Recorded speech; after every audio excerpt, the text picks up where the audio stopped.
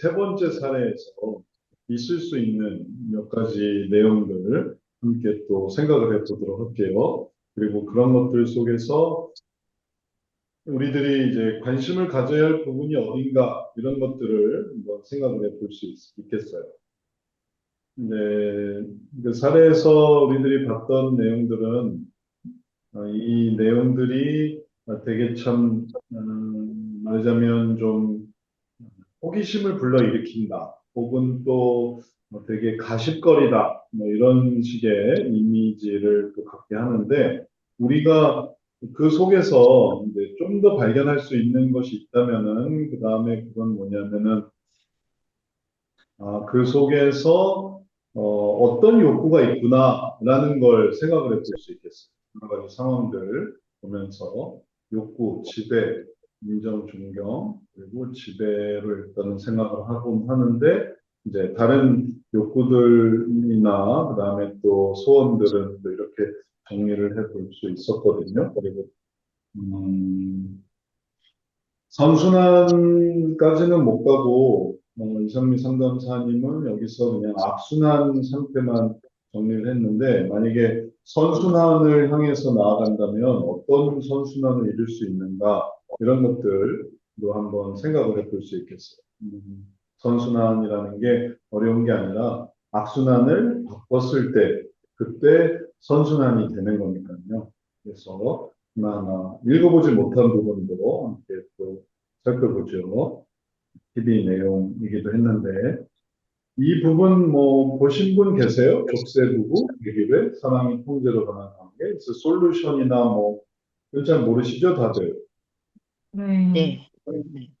네? 그러면은 그냥 악순환 자체에서 선순환이 어떻게 이루어질 수 있는가, 선순환의 가능성 이런 것들만 생각해 보죠. 상황 1, 상황이 이렇게 다 나타나는 그 8개 상황까지 나타나는 거는 그리고 뭐 문제 증상 혹은 또 이런 상태가 되는 거는 네, 프로그램의 구성상 문제 부분이 좀 더 잘 드러나서 그래서 관심을 가질 수 있도록 하는 거죠. 뭐, 어, 동물 프로그램 같은 경우도 그 되게 궁금하게 만들거든요.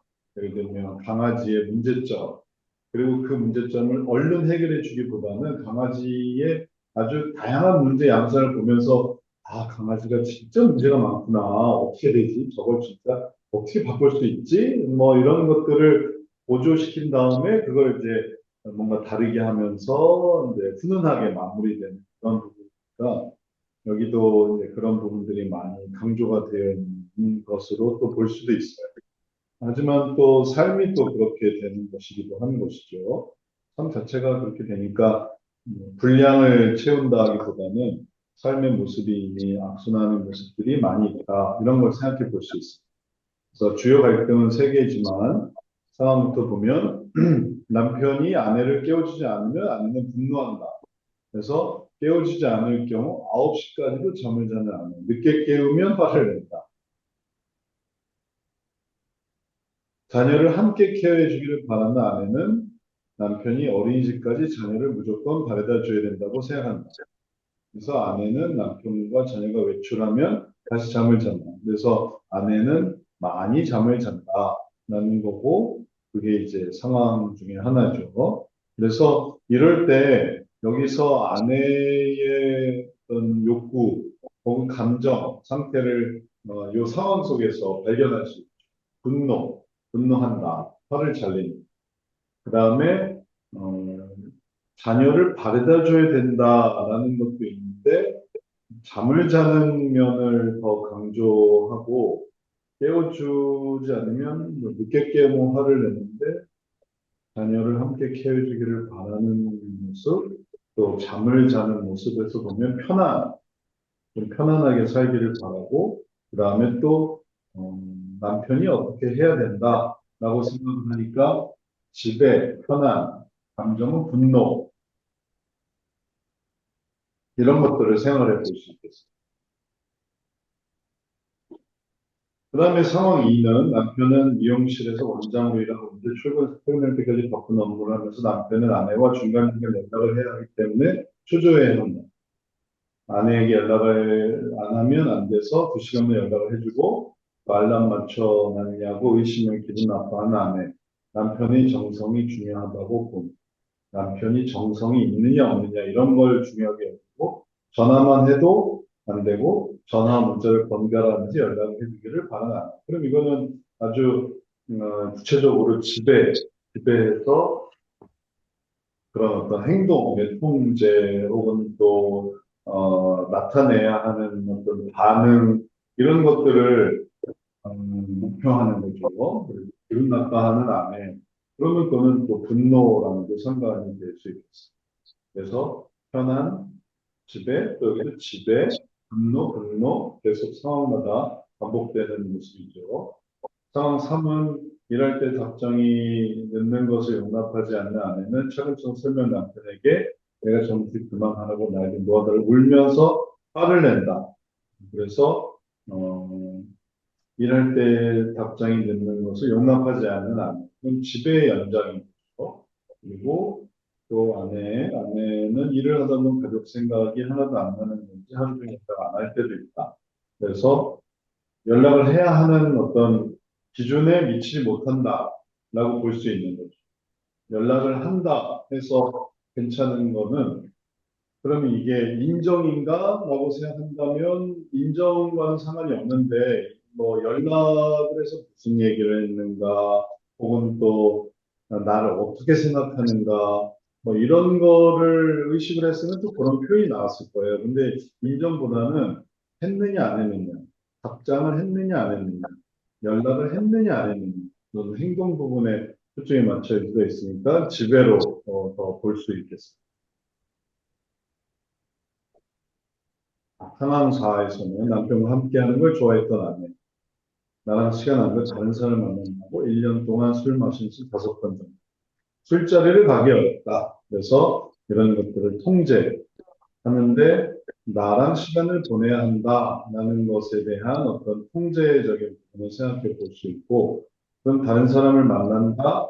다른 사람을 아예 안 만나게 하는 것과 그다음에 만났는데 그 중에서 의식을 이렇게 하는 것과는 좀 차이가 있어요. 무슨 말이냐면 이게 이럴 때의 의미는 뭐에 관한 의미냐면은 행동에 관한 그런 관심사거든요. 근데 이거는 아예 그러니까 통제하는 거고 그다음에 인정해서 나를 되게 뭐 이렇게 생각하는 것 같아. 나를 좀 하대하는 것 같아. 나를 좀 낯설게 대하는 것 같아. 나를 좀 거리를 두는 것 같아. 다른 사람들보다 이 대상, 남편은 그러면은 그거는 뭐에 해당하는 거냐면은 그럼 이제 그게 인정이 되는 건데 그런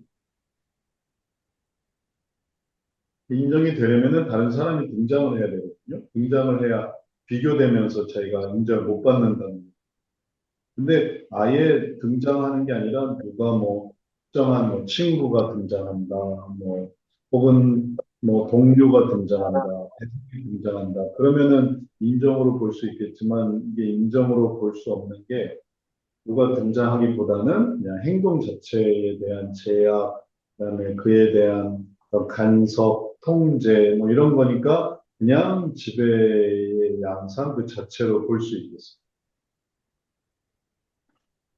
남편이 아내에게 상황으로 뭐해? 라고 하면 안 된다.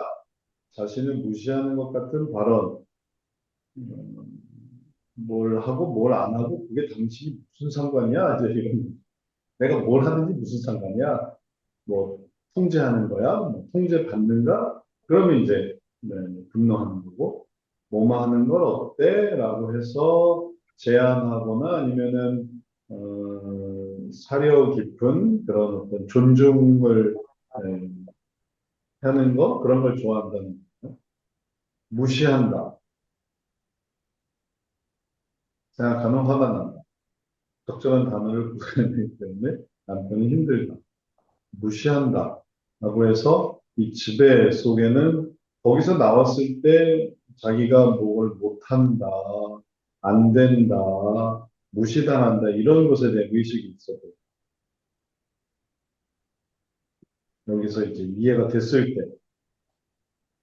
그래서 지배 속에 이런 존경도 좀 생각할 수 있겠지만, 존경을 생각할 건지, 아니면은 이 지배를 생각할 건지는 당연히 지배가 먼저예요.